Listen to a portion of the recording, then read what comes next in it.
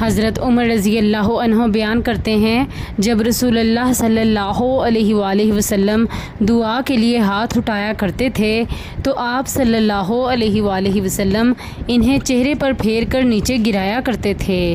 मिशकातुल मसाबी हदीस नंबर 2245।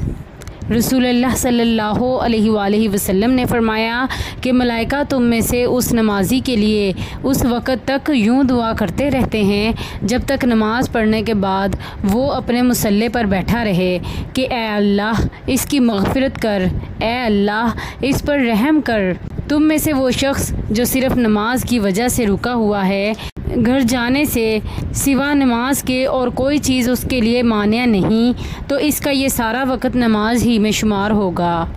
सही बुखारी हदीस नंबर 659। उस्मान बिन ग़ियास ने अबू उस्मान नहदी से उन्होंने हज़रत अबू मूसा अशरी रज़ी अल्लाह अन्हु से रवायत की, कहा एक दिन रसूलुल्लाह सल्लल्लाहु अलैहि वसल्लम मदीना मुनव्वरा के बागों में से एक बाग में टेक लगाए बैठे हुए थे। आपके पास जो लकड़ी थी उसकी नोक को पानी और मिट्टी के दरमियान मार रहे थे कि एक शख्स ने बाग का दरवाज़ा खोलने की दरख्वास्त की। आपने फरमाया दरवाज़ा खोल दो और उस आने वाले को जन्नत की खुशखबरी सुना दो। अबू मूसा रज़ी अल्लाह अन्हु ने कहा वो अबू बकर रज़ी अल्लाह अन्हु थे। मैंने उनके लिए दरवाज़ा खोला और इन्हें जन्नत की बशारत दी। कहा फिर एक और शख्स ने दरवाज़ा खोलने की दरख्वास्त की। आप सल्लल्लाहु अलैहि वसल्लम ने फरमाया दरवाज़ा खोल दो और उसे भी जन्नत की बशारत दो।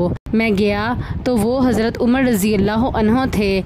मैंने उनके लिए दरवाज़ा खोला और इन्हें जन्नत की बशारत दी। इसके बाद एक और शख्स ने दरवाज़ा खोलने की दरख्वास्त की। कहा तो आप सीधे होकर बैठ गए। फिर फरमाया दरवाज़ा खोलो और फितने पर जो बर्पा होगा उन्हें जन्नत की खुशखबरी दे दो। कहा मैं गया तो वो उस्मान बिन अफ़्फ़ान रज़ी अल्लाह अन्हु थे। कहा मैंने दरवाज़ा खोला और उन्हें जन्नत की खुशखबरी दी और आपने जो कुछ फरमाया था इन्हें बताया।